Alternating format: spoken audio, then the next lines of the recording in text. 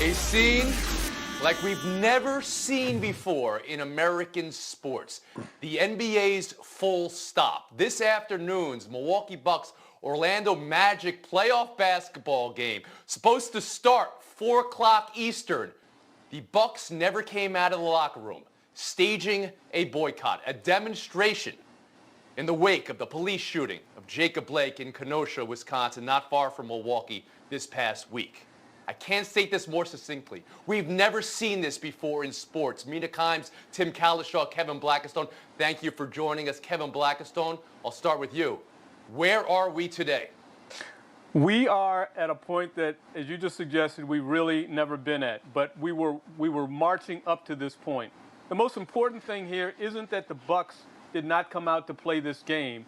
The most important thing is why the Bucks did not come out to play this game. Let's not forget that before what happened in Kenosha, Wisconsin, just a couple years ago, Sterling Brown, who was on the roster of the Milwaukee Bucks, was wrongfully arrested, detained, and suffered police brutality at the hands of police in the Milwaukee area. He is still, to this day, involved in a lawsuit about that arrest, which wound up with one police officer, I believe, being dismissed. So that's where we are. People have had enough. Did you hear the emotion? The emotion. See the tears from Doc Rivers last night. This country. Why have we loved this country so much only to have it not love us back? That is what this is all about. You bring up the Doc Rivers, and I want to bring in Tim Calishaw, Mina Kimes here. But since you have brought up Doc Rivers, we do have the audio from Rivers last night. Let's roll that now. We're the ones getting killed. We're the ones getting shot. We're the ones that were denied to live in certain communities. We've been hung, we've been shot, and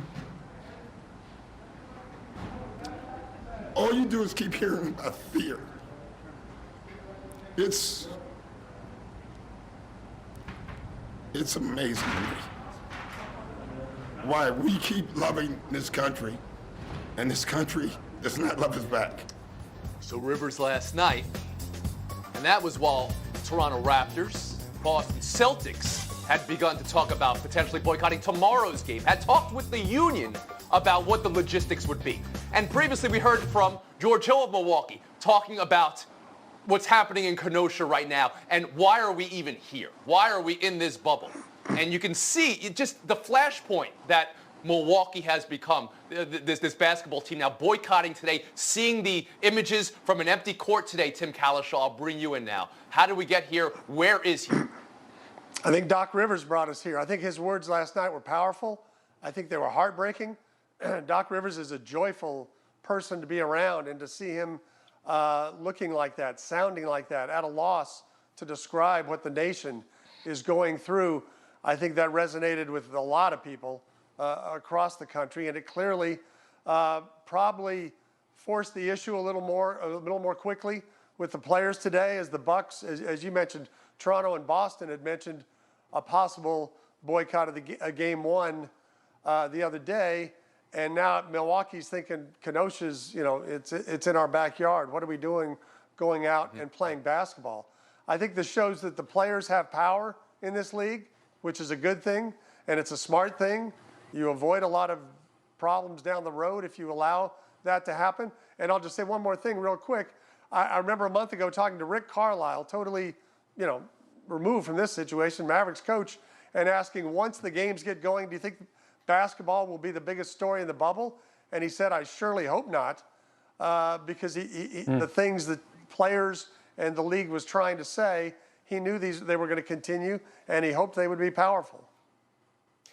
If you're just joining us and you were previously trying to tune into this afternoon's Bucks Magic playoff game from the bubble, no game. The Bucks have boycotted in demonstration for the police shooting of Jacob Blake in Kenosha, Wisconsin. Mina Kimes, those words never before spoken in American sports, right? Boycotts of Olympics we've seen. Elgin Baylor staged a boycott personally once over not being allowed in hotels as a black man. How does it all sit with you, Mina? I saw the images, the video of the empty court, and I felt a sense of deja vu, Tony, and it took me a second to realize why. It reminded me of March, when we saw players walking off the court after Rudy Gobert tested positive for coronavirus, and much like the NBA did in March, once again, they are sitting at the nexus of history. That's what this moment is. It is historic. It speaks to something that is happening around this country that has been happening for far too long. And I think it also speaks to the fact that, as Tim and KB have said, these players have found their voices. It shouldn't have surprised us that it was Milwaukee. It surprised me. It didn't occur to me. But when Kevin pointed out, this happened to one of their players. Sterling Brown was a victim of police brutality. And at the time, the organization not only got behind him, they used those words, police brutality, which not a lot of sports teams in America were doing back then. Now it's much more common. It suddenly made sense to me. People will see this and they'll say, well, what does this accomplish? What are they doing? What are they boycotting? They're not playing. It has us talking about it, and it tells us how much this matters to these players, how concerned they are, how frustrated they feel, how futile they must feel inside the bubble. Because they're not only, skipping a game, they know that this won't be popular with everyone, and they're doing it anyways. It is popular at the moment. I don't even mean to use that phrase, but support is coming from fellow NBA players right now towards the Milwaukee Bucks in real time. Kevin, if I can ask you, can we get in the head of Adam Silver and the NBA's league office?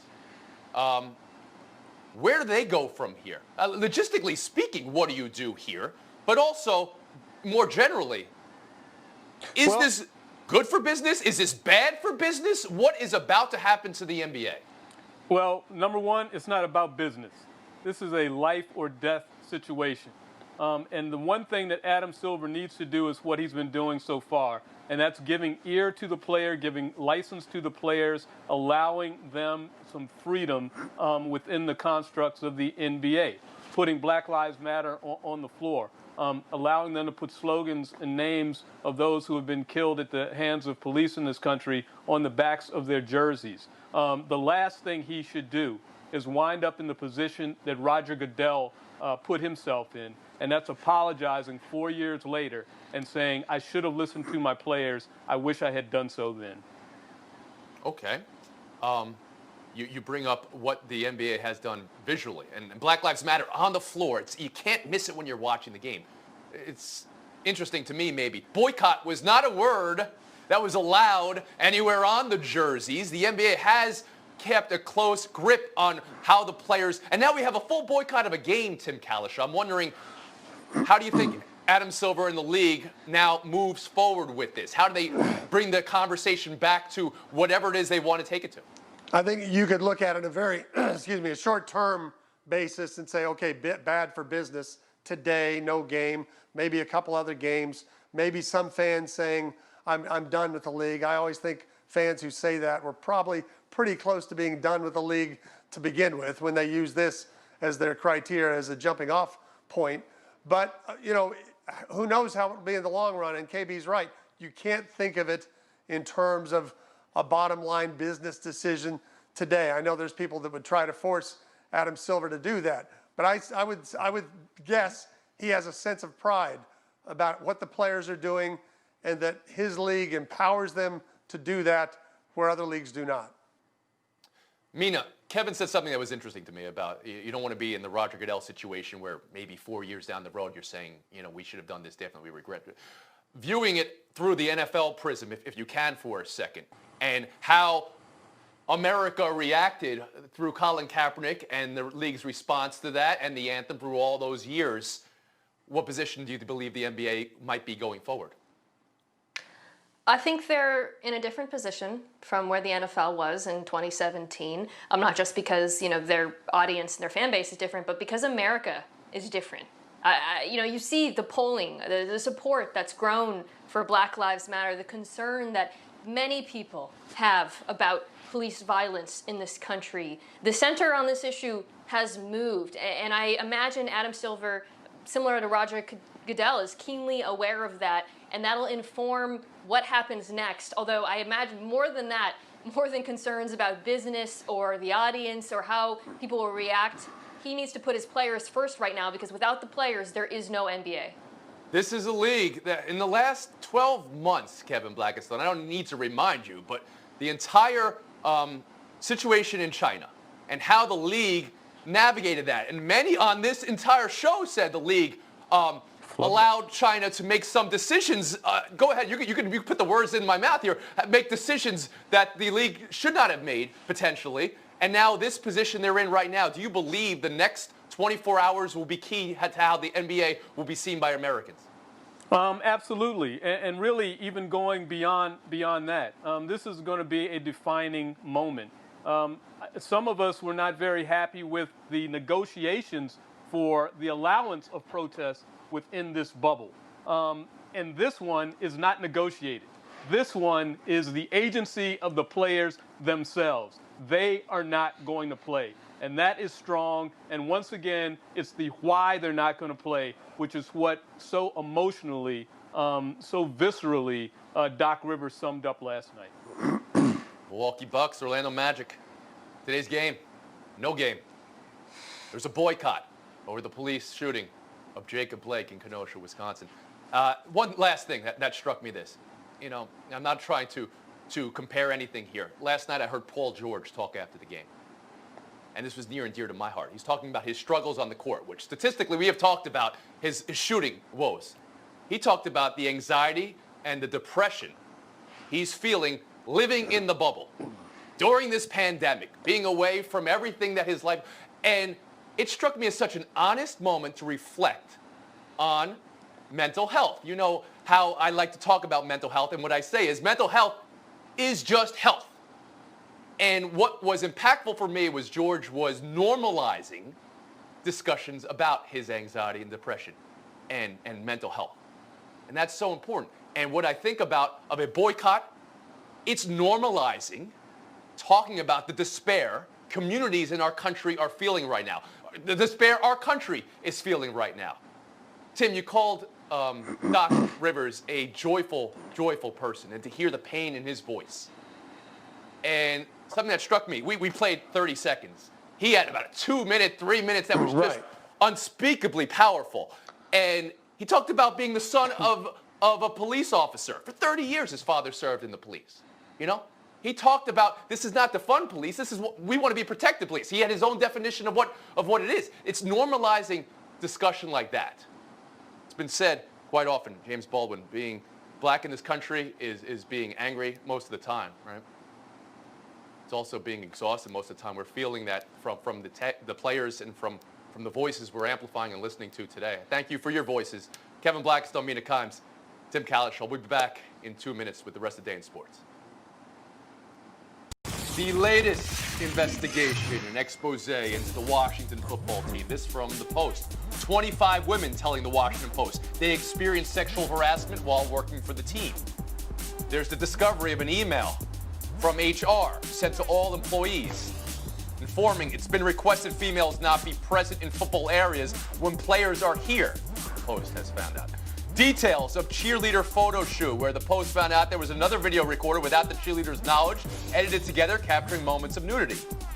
Owner Dan Snyder, a source told the Post he, quote, denigrated people, treated women like servants, to a cheerleader during a 2004 charity event he and a friend attended. We have a hotel room. Why don't you and Tony go upstairs and get to know each other better? A quote from the Post. Dan Snyder responded this afternoon, said the piece ran like a hit job with agendas, disputed the veracity of the cheerleading video that was secret. Mina, how do you read this, and how do you think NFL league office reads this? I'll start with Snyder's response, which lacked remorse. It read like a bunch of excuses. This happened a long time ago. I didn't know. Why didn't they come forward? I don't know. I'm fed up. I don't know. I don't speak for all women in sports, only for myself, but I would venture to say a lot of them probably read this story and felt the same way I did, which is we just want to do our jobs. I just want to talk about football. I don't want to feel compelled to talk about this garbage. And my question at this point is not for Dan Snyder, because I think it's been asked and answered at this by now, given his record. It's for the other 31 owners. Aren't you tired too? Because this isn't just an embarrassment to the team and the new people who are working there. It's an embarrassment to the NFL. And if there's not accountability now, it feels like there never will be. Do you believe Roger Goodell read this story today and had thoughts of, is Daniel Snyder the owner of this team in the future? If he did not have those thoughts, then I wonder how he's doing his job. Kevin Blackistone, can I bring you in here? A piece like this, how does the league office read it? Well, they better read it as a warning sign. The bells should be going off right now. This is not a Washington program, a Washington problem, as Mina suggested. This is now a league problem. And they need to do a couple of things, and they need to do a couple of things in a hurry. The first thing they need to do is take the investigation of this issue away from Washington and take it to the league office, just like they did with Jerry Richardson. They need to do the investigation. And the other thing they need to do is, as you talked about, Tony, they need to start looking at the other owners and wonder if they want to be supportive of this one particular owner. They've looked at this before for much less egregious acts. When Jerry Jones got on the wrong side of the league, they were looking at the nuclear option of getting him out of the league. That's what they need to do right now, is start to consider that very option. This is that serious of a situation. Tim Kalish, I'll bring you in here. In the NBA, we've seen with Donald Sterling the removal of an owner before. That was for racist comments. We've seen the Dallas Mavericks for something more similar to this, right? Sexual harassment and or misconduct in the franchise, and that is a franchise you cover. So if you could possibly shed some light into what maybe the NFL is viewing right now. Yeah, I mean, the major difference between the Mavericks situation a couple years ago with Sports Illustrated and the Redskins or the Washington football team situation is that there was nothing that tied Cuban directly to any of this story. This story is about, as you said, Snyder being quoted, at least by the woman here, inviting them up to the room, supposedly wanting the tapes for himself, these illicit tapes of cheerleaders. Now, we know he's going to deny it. His lawyer's going to deny it. But at some point, the NFL has to say, okay, 20 years of ownership, what has Dan Snyder brought to this once great franchise? We know he hadn't done anything on the field, but that's kind of their own problem. What has he brought to it off the field?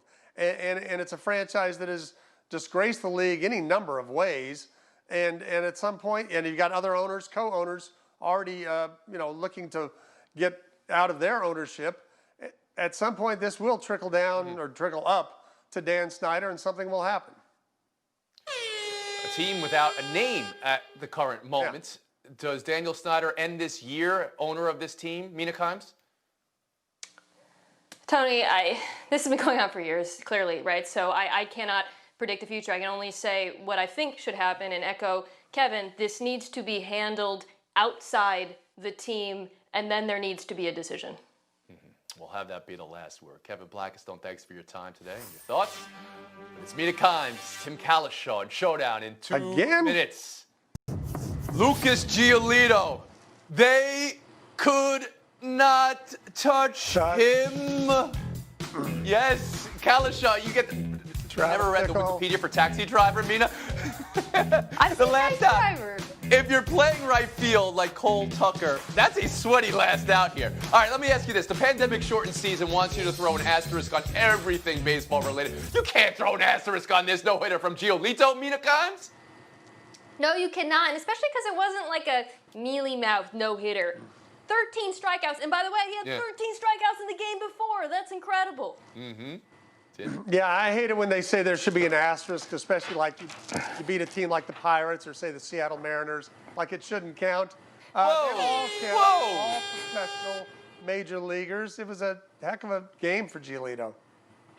Cheap shot from Kalish, but since you're good, I was worried. I heard rumors somebody was trying to put an asterisk on it. We'll put a point to Kalish and Kimes. We'll move on. Showdown 2, also from baseball last night. 3 things you never really see. A force out at home on a bases-loaded single to right field. Have you ever seen that before? Ben Gamel with the throw. A delayed steal of home where you lose your balance halfway there but still make it. John Birdie. and a really acrobatic catch. This is a great catch in deep center, but it's the 288-foot throw for a double play that has us talking about Victor Robles. Timmy, who did it best?